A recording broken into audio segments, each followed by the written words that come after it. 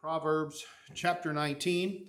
And I don't know how you felt so far if you've been watching or listening to the Bible study in Proverbs all this time. But wisdom has become the focal point of it, of course. We've always thought of Proverbs as a place of wise sayings, but it's also about trying to understand what wisdom really is, how it functions in us, what its purpose is. It's almost like breaking it down to the different aspects of how your body works. You know, you have a circulatory system that pumps the blood, and you have a respiratory system that moves the air, and a gastro system that moves the food and stuff around. So wisdom kind of functions like that. Wisdom has a lot of places in your life. Wisdom is just not knowing to look both ways before you cross the street, in other words. It really can fit in there because, for example, wisdom tells you to look both ways before you cross the street. It also tells you to look twice because sometimes you might miss something because you've looked both ways, stepped off the curb, and then you look again. Wisdom also tells you what to do when you see someone crossing the street in front of a car. It's not you, it's someone else. If you're in the car and someone starts crossing in front of you, wisdom tells you to slow down so you don't hit them. So wisdom fits into many different aspects of your life as far as guidance for yourself and guidance for others. So as we look now at Proverbs chapter 19, as we custom, I'll read a couple of verses and we'll go. Better is the poor that walketh in his integrity than he that is perverse in his lips and is a fool. Also that the soul be without knowledge, it is not good, and he that hasteth with his feet sinneth. Now these two verses are tied into one another because of that word also. So as we're studying scripture and we see therefore, where to, these words connect verses. And so not only is it that your perverse lips make you a fool, and I don't know if you think of the word perverse, but basically it's like speaking without thinking. That makes you a fool. Also, the soul without knowledge. Knowledge of what? Well, I would say that we've been told the answer. The fear of the Lord is what? The beginning of wisdom. So that's the start. So a soul that is without knowledge is one that doesn't at least fear God. So it is that healthy respect, that fear of God, that is the root or the seed of knowledge. And a soul without that is a soul that is not alive. It's a soul or a spirit that has not been quickened, and it lives only to itself. And since it lives only for itself, that rest of the verse, and he that hasteth with his feet sinneth. So we've got someone who runs off at the mouth and basically rushes through life, not thinking about what he does, how he functions, or what kind of behavior or places he goes to. Can you see how that ties together? Verse 3, the foolishness of man perverteth his way, and his heart fretteth against the Lord.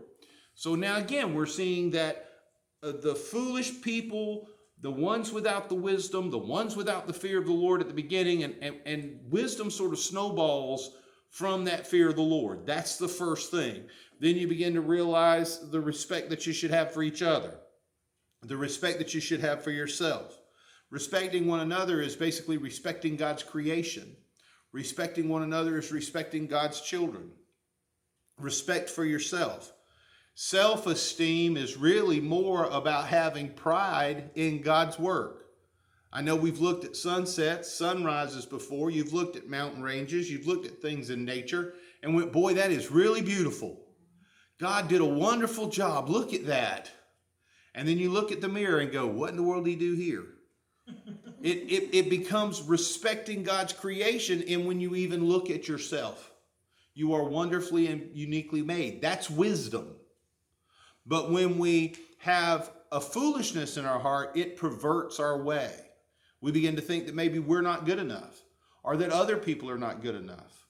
And that's a harsh way to be. And it causes us to fret against the Lord. Fret. Like, God, why is it this way? You know, why? Like almost like a whiny child or a bratty child. You know, children don't have any wisdom. They don't know why you do what you do. and yet they fret against you because they don't understand. You don't have you ever seen a child that was very disobedient, no matter what the parent said, and then you see another child of that same age who is very obedient, no matter what that parent says? Do we really want to believe that one child has a better understanding or has more wisdom of what the parent is thinking? Or is it better to say one child fears the parent, the other one doesn't? There you go. You see, and so that's the way the fear of the Lord, and that's the way wisdom works in our soul. We can always question God as to why things are the way they are, but we can never doubt that they're the way they have to be. Just like we could sit here and go, gee, there's only a small number of people here. Gee, I wonder why. Well, we can wonder why all we want. But we cannot doubt that we have exactly as many as we were supposed to have. If we were supposed to have more, God would have granted more.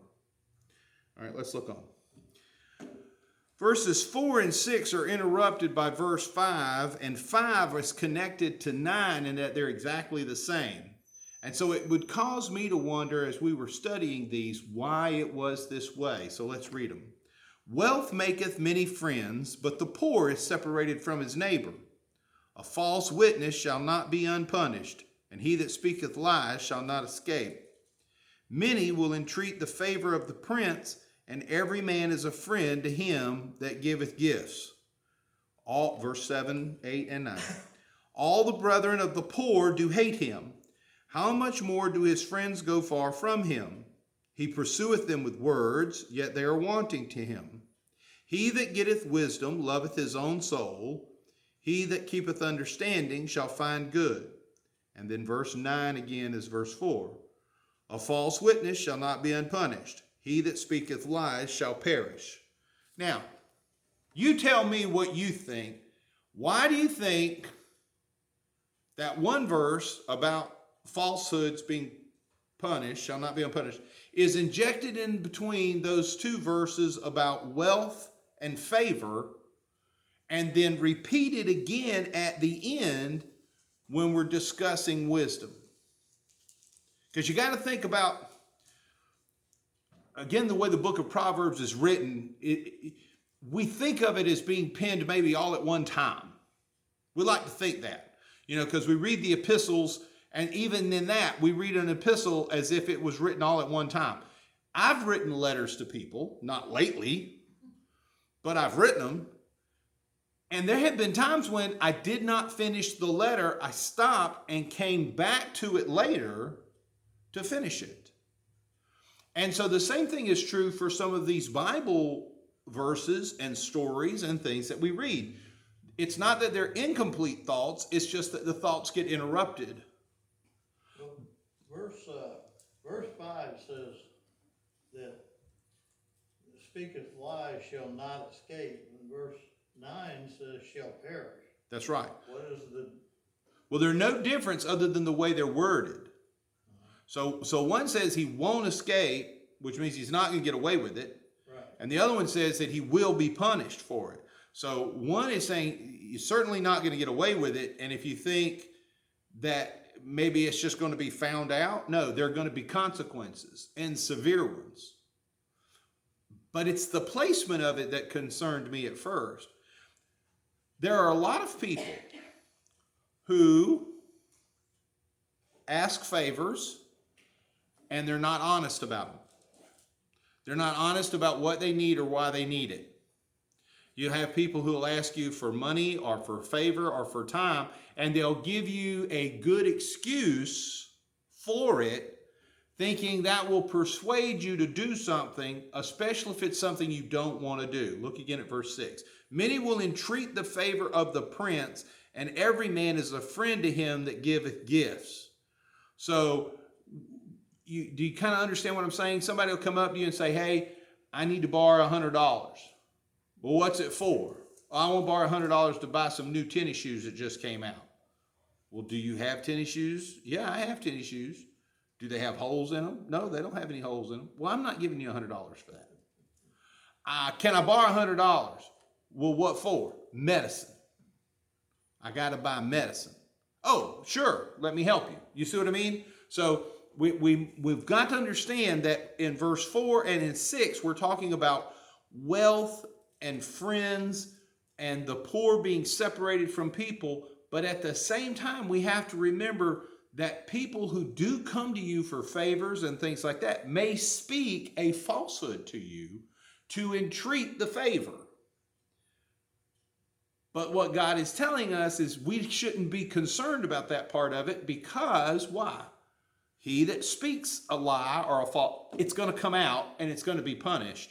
So we don't have to be this investigative group of people who's trying to help or do good for folks when we're trying to do it. Now, when you look at the other part, which is verse 7 and 8, it talks about the brethren of the poor being hated and that he's trying to pursue them. Basically, what that's trying to say is if you don't have any money, no one will listen to you, no matter how wise you are. You could be trying to help someone by counsel, but they'd rather have your money. And so right after that comes the part about he that gets wisdom loves his own soul, and he that keeps understanding shall find good. So it's more about wisdom and understanding than it is about wealth and influence. And again, remembering falsehoods will be punished and extolled and seen and taken care of. Because we really have a hard time with that as people. We see people and we're like, we know that's not right. You know, I had somebody tell me once, to help homeless people, one of the things you should always do is look at their shoes. You know, and if their shoes look better than your shoes, maybe you don't need to give them any money. You know, maybe you need to buy you a pair of shoes. You see what I mean? But we can't be so caught up in, well, they're just going to use it for drugs. Are they really not homeless? Are they really not a veteran? Are they really not this? Are they really not that? We have to not grow weary of doing good, even though people may be spouting a falsehood to us. Do you see now how that kind of ties in with those verses? We'll go to verse 10.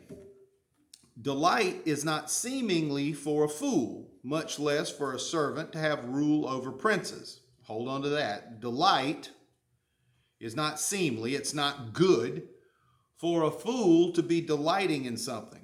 Delight is not seemly for a fool, much less for a servant to rule over a prince. And then the next verse, the discretion of a man deferreth his anger, and it is his glory to pass over a transgression. Now, these two verses, coming back to back, seem to indicate to us that fools have I don't want to say fools. I keep saying fools and I don't like it. People who don't have any real sense, no common sense, okay? They shouldn't really be happy, okay? They shouldn't be taking any pleasure in the fact that they really don't understand life or what's going on. And it's not proper for someone who is in a subservient place to try to be the boss of someone else. And again, this ties into those of us who have wisdom and those of us who don't. Ignorance is bliss. Are you familiar with that?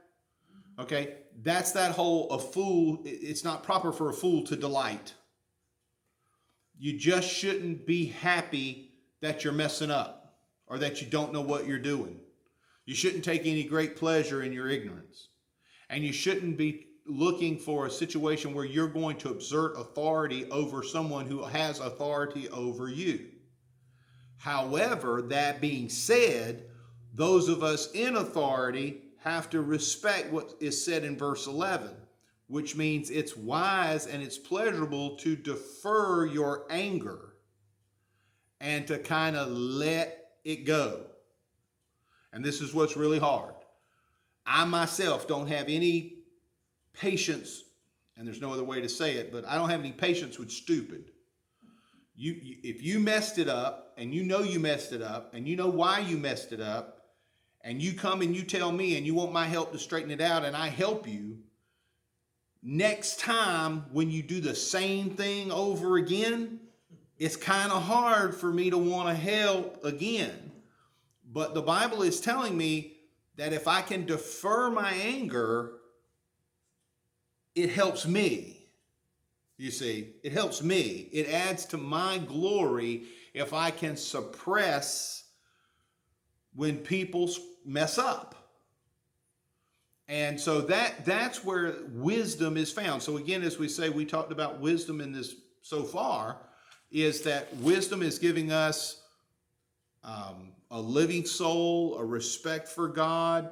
It is showing us that we don't need to be worried about lies. We need to let other people worry about that. And we need to let God deal with that kind of thing. And we need to understand that it's that pursuit of that wisdom that not only is good for our soul, but it also gives us patience for other people. Verse 12, the king's wrath is as the roaring of a lion, but his favor is as dew upon the grass. Now, what this is explaining to us is just a simple analogy. Wrath or rage, of course, sounds like a lion. It's fearful, it's scary, and it's persistent. I've never heard a lion roar only once. Usually if it's making noise, it's going to make noise. But the dew of grass is very fleeting and it's very fragile. You know, you can knock the dew off the grass very easily and it goes away very quickly.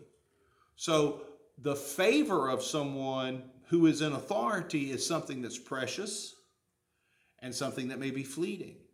And so why are we being told this? Well, because God is the one who's our king. He's in authority over us. And Solomon is also speaking of his own kingship, since he's on the throne and his wisdom.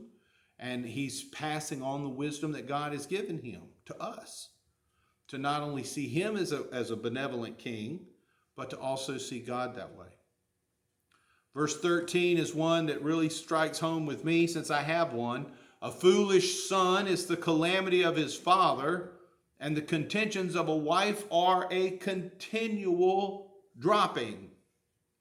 Now, I don't know if I need to explain to you what a continual dropping is, but it ain't pleasant and it doesn't smell good.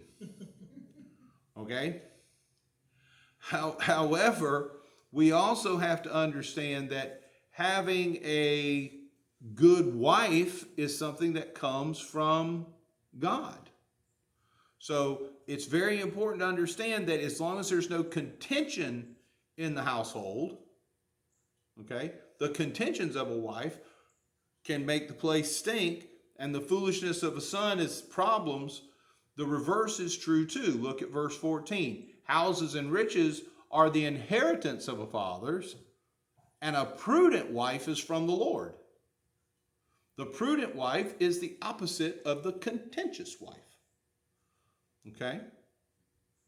And Gary and I are outnumbered tonight, but it's the truth.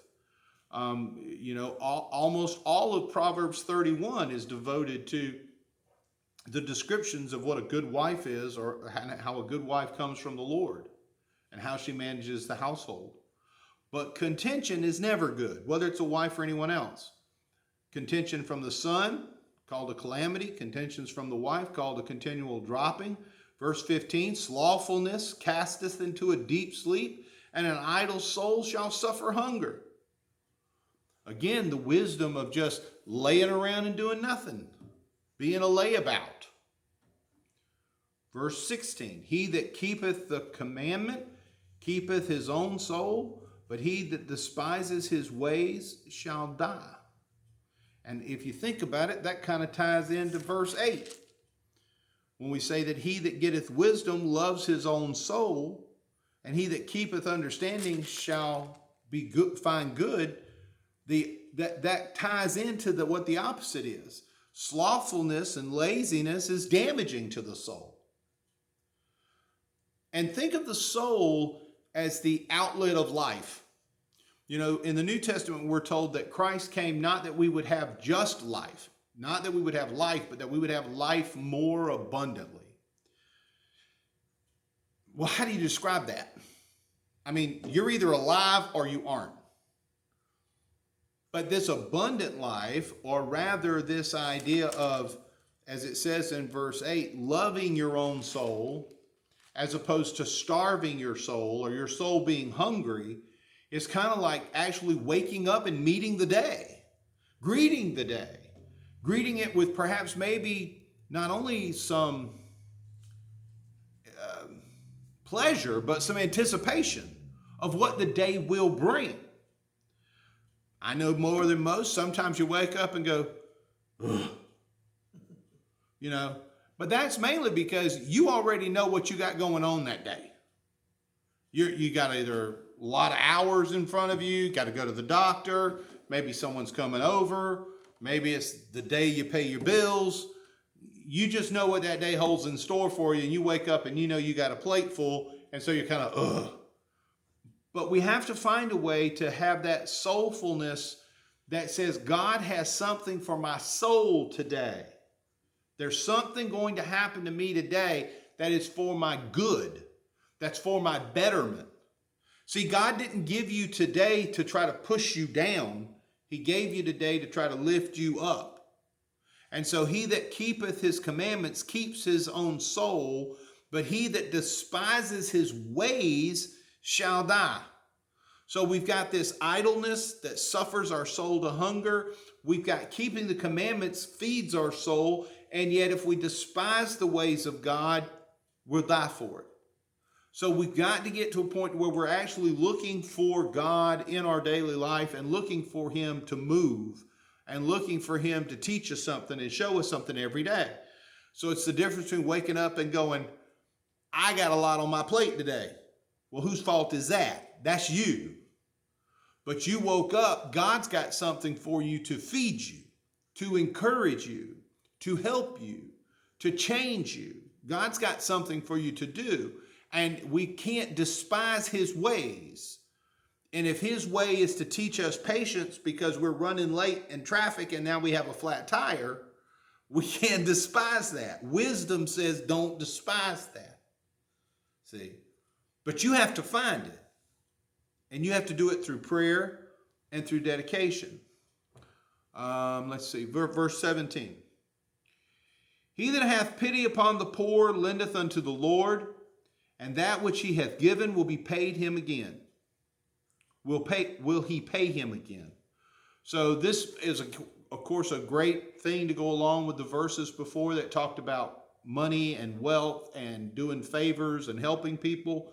When you have pity upon the poor, it says you're lending to the Lord. I didn't know God borrowed money. But it's basically saying you're giving it to him. You're lending it to him to use, and he's going to pay it back, and pay it back generously. Verse 18, chasten thy son while there is hope, and let not thy soul spare for his crying. An interesting part of wisdom to be just jutted into here about disciplining your son. Now, I think it's very wise of us to hear, chastening thy son while there is hope. When do we decide there is no more hope? See, that becomes the hard part. I think what I would say to you is that you commend your children to God. And once you do that, then you need to rely on the Holy Spirit to guide you in this chastening. Because you can't listen to his cries. When it says, let not thy soul spare for his crying. You may think crying too as a wah, but it may not be. It could be just a lamenting. This could be an adult person. It doesn't have to be a child, like short. And of course, we realize the Bible written in a patriarchal time, it doesn't necessarily have to be a son either. It can apply to a daughter as well. You know, and really, if you think about it, as we talk about when we read the Bible as far as who's writing, who are they writing to, and what are they saying, there really wasn't a lot done in this day and age about the discipline of women and girls, because basically they didn't get a choice. You very seldom ever ran into what you would consider to be a rebellious woman, mainly because, unfortunately, they did not live. In the culture and in the time back then, if a woman didn't listen, she was just cast out. and that didn't matter the age. And cast out, there was no way for her to survive. So basically, being obedient as a woman in a patriarchal society was really a matter of survival. It was like breathing or eating. Women were just very subservient. But the men, now that was a completely different subject. A man would smart off, go off bold. There was a lot of roostering going on. And so that's why this verse is in here that says, chasten thy son, instead of child or children or sons and daughters. Okay? That's just a little bit of sidebar as far as studying the Word of God goes. Verse 19, a man of great wrath shall suffer punishment, for if thou deliver him, yet thou must do it again. Verse 20, hear counsel and receive instruction, that thou mayest be wise in the latter end. Now again, this talks about a man of great wrath. When we go back, we hear about a man of great wisdom deferring his anger or deferring his wrath, and that is to his glory. Someone who is great in wrath or anger has to be punished, and you have to deliver him even if it's repetitive. And this also falls into someone who's chastening their son. So when you get these two verses together, you could almost equate it to like child abuse. If he's just beating the children to beat them, if he's being abusive, a person of great wrath, that anger is out of control or perhaps maybe even undeserved. Any questions about that? Because that's a tough one. Because it's very hard to see sometimes to draw the line. And that's why it says while there's hope. Because you get to a point where you got to give them to God. Even God himself in the New Testament says that if we keep living a double-minded life, he eventually turns your body over to be destroyed.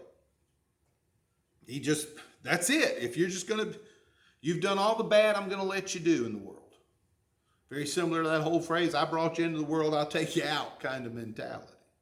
But here we're being told that if that great anger is pursuant, then it must be punished. Hearing counsel, receiving instruction, that you would be wise in the latter end, that's a very blanketed statement. Basically, listen, pay attention.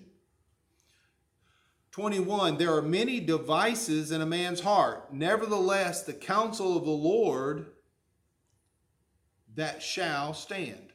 So let me read that again. There are many devices in a man's heart. Nevertheless, the counsel of the Lord that shall stand. Did you hear that right that time? So there's a lot going on inside of us, as I said. We'll sit down and come up with a reasoning, a wisdom that seems right to us. Okay? There are a lot of things we try to take into consideration. One of the biggest things about parenting and even in other aspects of life that I've heard people say, where did I go wrong? So you say that to yourself.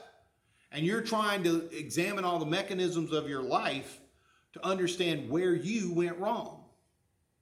When really it's the counsel of the Lord that's always going to be the same. It's always going to be steady. It's always going to be sure. So no matter what's going on inside of us, nevertheless, the counsel of the Lord, that shall stand. That's not going to waver. It's always going to be the same. Now, stand and standard are kind of the same word. Have y'all ever heard the whole idea of the church is saying we need to raise the standard? You heard that before? It's big in Pentecostal churches, in case you hadn't heard it before. They talk about raise the standard, keep the standard. And I had the opportunity to come across a Pentecostal minister when I was 18, and then come across that same Pentecostal minister when I was 48. And when I met him at 48, I was wearing short pants and a short sleeve shirt. When I met him at 18, I knew men had to wear long pants and long sleeve shirts. And so when I met him at 48, I apologized for how I was dressed. I said, I'm sorry, I know you probably don't approve of the way I'm dressed. And this is what he said. He said, well, you know, the standard changes. Well, that may be true for us, but it's not true for God. his counsel stands. If it was then, it is now. Amen. Now, how we treat it and how we deal with it may have changed, but not God's way. How we deal with it changes. How we deal with it, because that's how we have to live with it. I mean, this right here is a perfect example of how the standard changes. You know, how you drive your car. You know, you could have been one of those die-hard leaded people. You know, you can still buy leaded gasoline. Yeah, you can still buy leaded gasoline. You hunt it up, you can find it. You can also buy gasoline that doesn't have any ethanol in it. If you hunt it, you can find it. But guess what? Eventually, you won't be able to find that anymore either. But leaded used to be the only kind of gas there was. So the standard changes. And that's okay for us as men, but God's counsel and his standard never changes. It stands. Verse 22. The desire of a man is his kindness, and a poor man is better than a liar. The fear of the Lord tendeth to life, and he that hath it shall abide satisfied. He shall not be visited with evil. Now, these two verses aren't connected. The one about the desire of a man is his kindness, is basically trying to say that your desire is a kindness to yourself. Okay? No, I don't think anyone's ever had a desire for something that they hated. You know, like I don't like spicy food. Tabasco, hot, spicy food. I don't like it. Well, I don't sit around and go, boy, I wish I had some. Okay? Any desire I have, it's a kindness to myself. I'm trying to do something for me. Okay? And it is true that a poor man is better than a liar. You know, you can meet some very humble people who have money, but you can meet a little bit more humble people who are poor. And they'll be just as honest with you because they don't want nothing from you.